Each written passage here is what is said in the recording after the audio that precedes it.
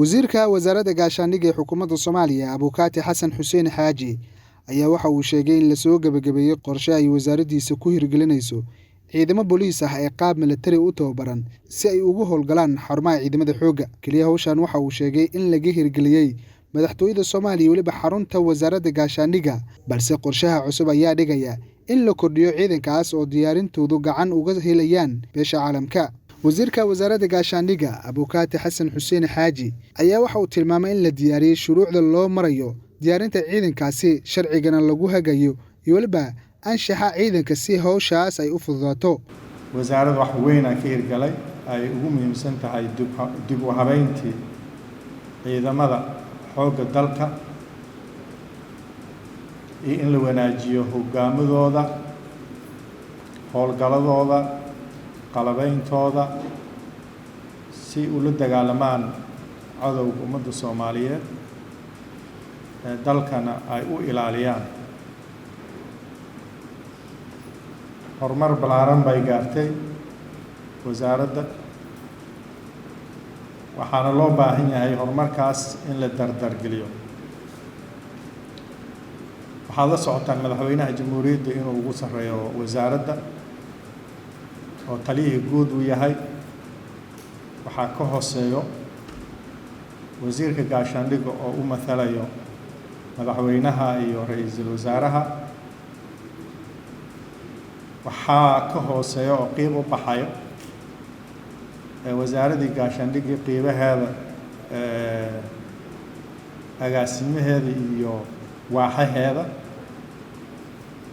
waxaa qeybta kale jira taliskii iyo hogaamihiisa. waxaa qeyb kale ka ah maxkamadda ciidamada qalabka sida iyo xeer ilaalinta. waad dareemi kartaan marka baaxada weyn oo wasaaradda gaashaandhigga ku fadhiso. intaas waxaa la rabaa tayadooda in la kordhiyo,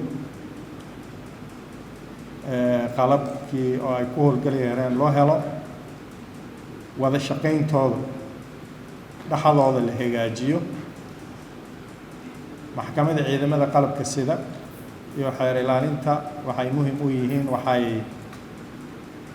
ilaaliyaan sharciga, waxay ilaaliyaan anshaxa, taas oo aan u baahannahay inaan ku darno oo aan soo diyaarino booliis militariya oo ayadana xeer ilaalinta iyo ciidamada qalabka la shaqayn doono, oo hadda shuruucdii ay ku shaqayn lahaayeen aruurinay oo diyaar noo yihiin in la howlgeliyo booliis militariya meel kasta oo ciidan jooga inay joogaan, oo ciidanka anshaxiisa ay ilaaliyaan, aan ku ekaanin wasaaradda gaashaandhigga iyo madaxtooyada.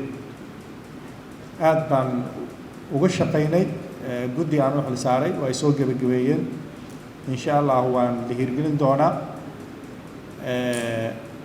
qeyb kasta oo ciidanka Soomaaliya ciidanka militariga uu ka kooban yahay qeybaha kala duwan iyo xarumooyinka waaweyn waxaa laga hirgelin doonaa booliis militariya oo shaqadeedana ku caddahay sharciga nidaamka hadda aan soo saari doono.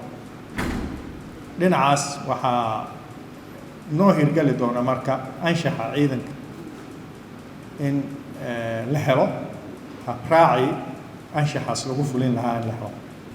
howlgalada iyo transition plankii habkii loo geli lahaa dabcan waxaa nagula jiro beesha caalamka qeybaha kala duwan oo transition planka laga shaqaynayo, laakiin anagu ciidanka xoogga dalka ahaan waxaa nooga mas-uul ah taliyaha xoogga dalka iyo taliyaashiisa oo haddana la joogo taliyaha dhulka. qorshahan ayaa qayb ka ah talaabooyin loo dejiyay xaaladda kala guurka ee bixitaanka askarta midowda Afrika ee AMISOM si ciidamada federaalka loo tijaabiyo in ay la wareegi karaan mas'uuliyadda sugidda amniga guud ee dalka. Cabdifataax Muumin 5 TV, Muqdisho.